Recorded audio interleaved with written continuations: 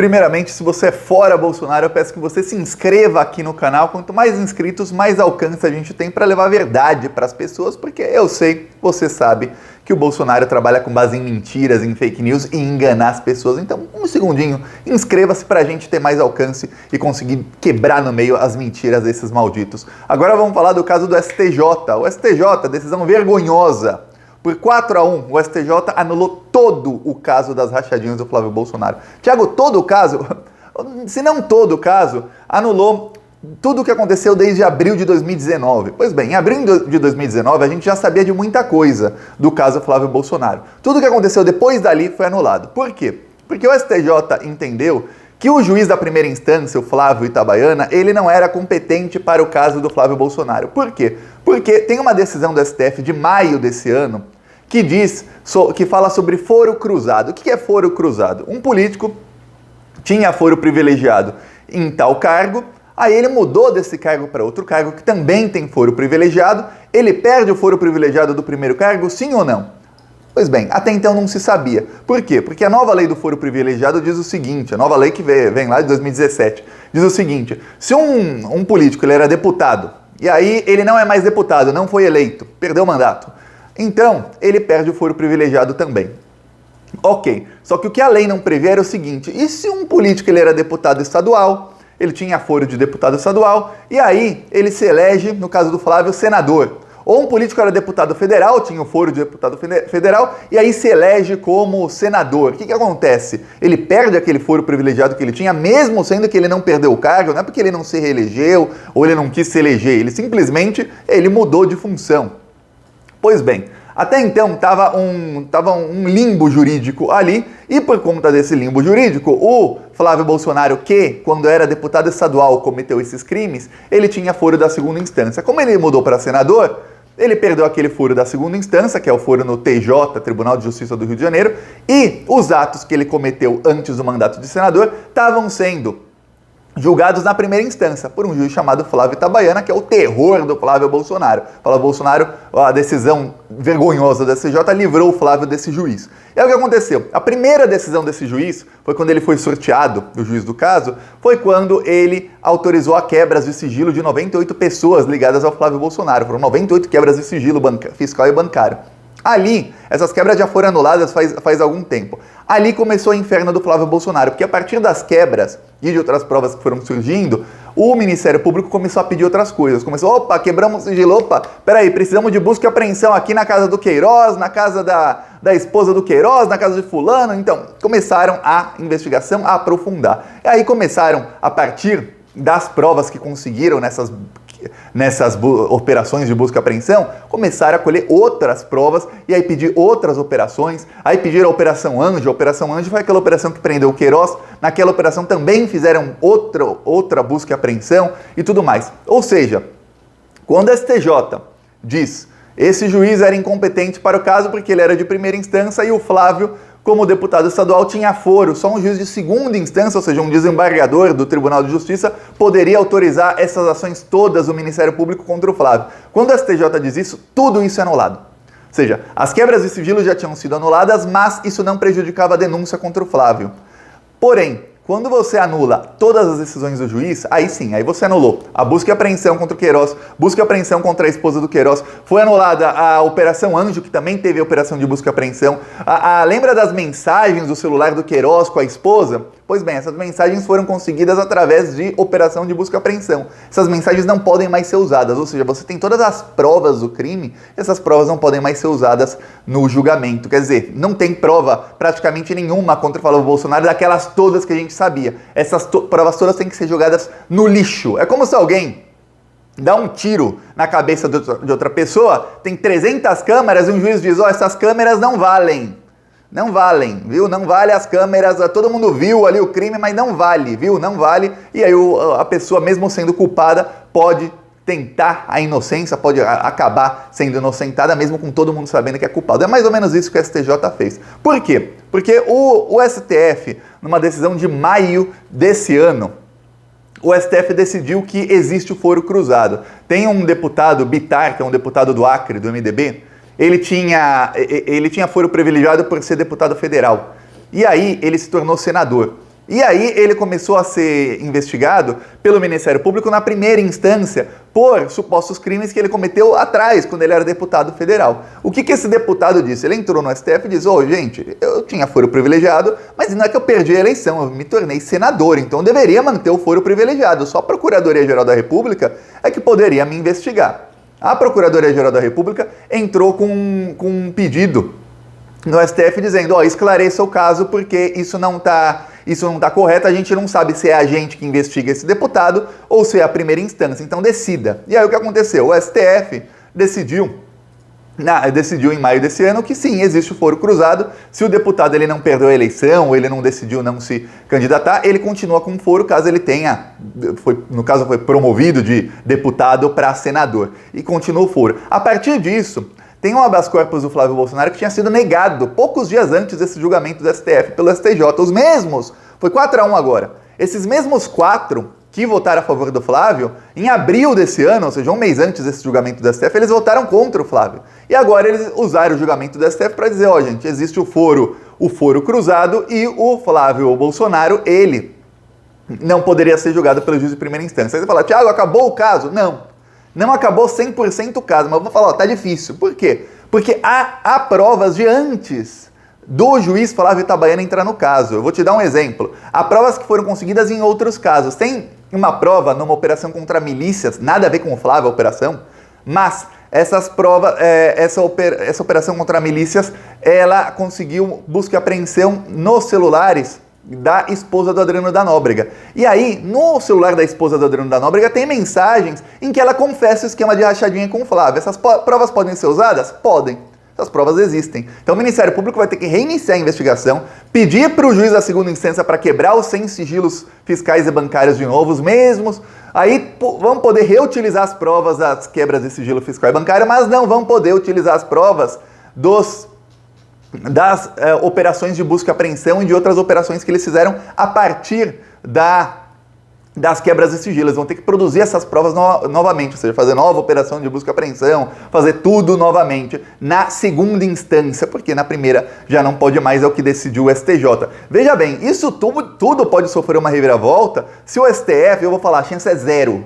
Eu já tinha falado isso aqui há alguns meses, a chance é zero. Se o STF decidir por algum motivo que o Flávio tem que ser julgado na primeira instância, aí o Ministério Público pode entrar com recurso no STF e dizer, recupere-se as provas desse processo e vamos para cima do Flávio. Eu acho muito difícil exatamente porque o STF já, em um outro caso, disse que existe o foro cruzado. O rapaz era deputado, virou senador, ele mantém aquele foro de deputado para aquela época, ele não perde o foro pelos supostos crimes que cometeu ali.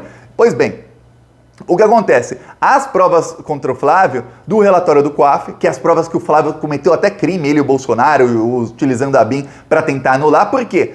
Por que ele cometeu esse crime e tentou anular as provas do relatório do COAF? Porque ali, anulando aquelas provas, anulava o caso inteiro. Aí anulava tudo, aí não tinha o que fazer.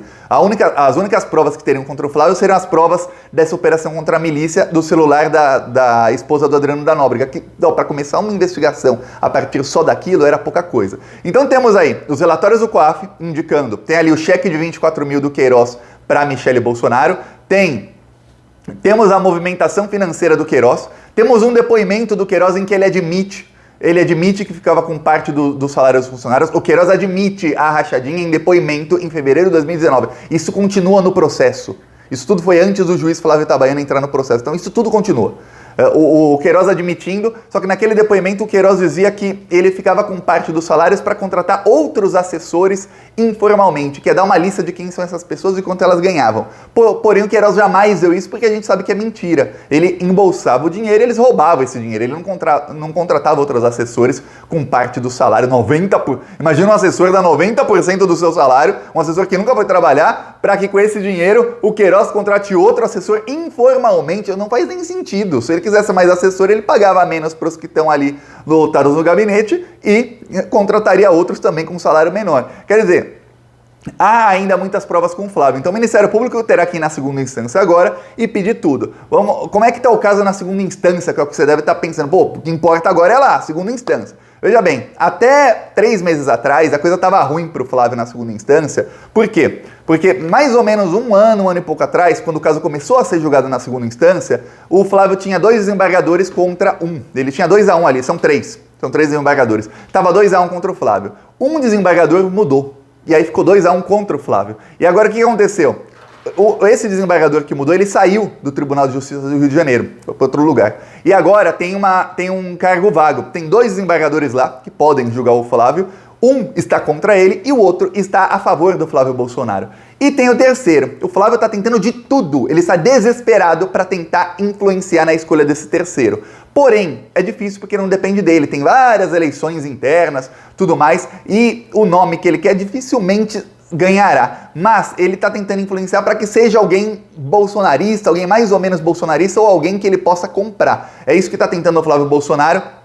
Desesperadamente, já conversou com o governador do Rio de Janeiro, o Cláudio Castro. O Cláudio Castro está tentando se descolar do bolsonarismo cada vez mais. O Cláudio Castro teve até reunião com gente do PT, falou que se quisesse ele até colocava o Lula no palanque dele. Obviamente o PT não quer ficar no palanque de um cara que é bolsonarista, mas ele está tentando de tudo para se descolar do bolsonarismo, porque ele sabe que ele não se reelege colado no bolsonarismo. Ele vai ter que falar, eu não sou bolsonarista. Então, o Flávio tenta, de um lado, escolher quem vai ser esse terceiro nome. Isso é crucial, porque se entra um terceiro nome que é contra o Flávio Bolsonaro, que é contra o Bolsonaro, ou seja, uma pessoa honesta, se entra uma pessoa honesta, isso, uma pessoa honesta, ou não precisa muito não, uma pessoa ou honesta ou uma pessoa que pode até ser desonesta, mas que esteja contra o Bolsonaro e nisso ele haja conforme a lei, o Flávio tá ferrado, porque aí ele não terá mais desculpa, será já direto na segunda instância, quer dizer, o julgamento dele ele seria condenado em primeira instância, aí é para segunda, quer dizer, até o Flávio realmente pagar por esses crimes,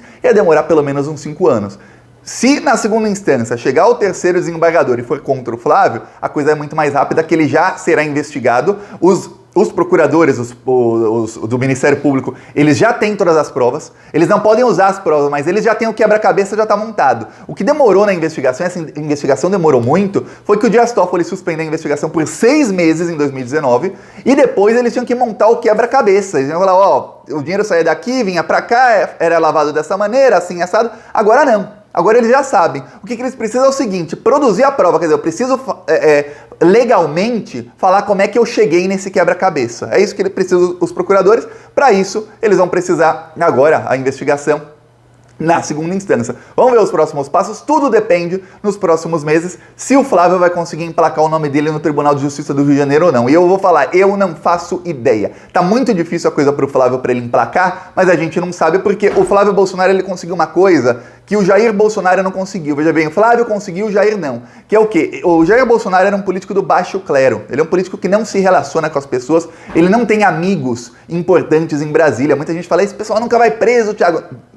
Com o Jair Bolsonaro não é assim. Ele é um político que ninguém gosta dele. Inclusive os próprios membros do governo Bolsonaro não gostam do Jair Bolsonaro. O próprio Arthur Lira, o Ciro Nogueira, eles não gostam do Jair Bolsonaro. Estão lá porque estão juntos, estão roubando dinheiro, mas não gostam do Bolsonaro. O Flávio é diferente. O Flávio conseguiu muitos amigos em esferas altas da sociedade de Brasília. Então o Flávio, ele já se tornou um político que era do baixo clero e está ali no médio clero, do médio para baixo, mas está ali no médio clero. Então o Flávio vai tentar usar da sua influência para tentar trancar esse caso o máximo possível. Porém, uma coisa é ele fazer isso agora. Outra coisa é ele fazer isso a partir de 2023, quando o pai dele não tem mais a caneta, quando o pai dele não indica mais ministro, quando o pai dele não indica mais... tem várias indicações que o presidente faz que você acaba nem sabendo. Não é só o ministro do STJ, do STF, do TSE, não. Tem indicação para tribunais inferiores que quem faz é o presidente. E aí ele troca uma indicação dessa por uma outra coisa em algum caso e fica por isso mesmo. Quando o Bolsonaro não tiver mais isso, a coisa fica bem mais difícil para o Flávio. Então, muita calma, porque a notícia é péssima, o STJ confirmou uma decisão do STF que é, assim, um problemão na investigação, mas tudo agora depende se o terceiro desembargador do Tribunal de Justiça ficará do lado do Flávio ou não. Claro, se não mudarem os outros dois, mas tudo indica que não serão mudados. Veremos agora os próximos passos e continuaremos indo para cima deles, porque, o rei está nu, sabemos de todos os crimes, tem todas as provas, só precisa agora o Ministério Público montar o quebra-cabeça novamente. Vamos ver o que vai acontecer. Eu vou mostrar aqui o nosso carro de som, denunciando o Bolsonaro na Praia Azul. A Praia Azul fica em Rio Grande do Sul. Aqui, ó.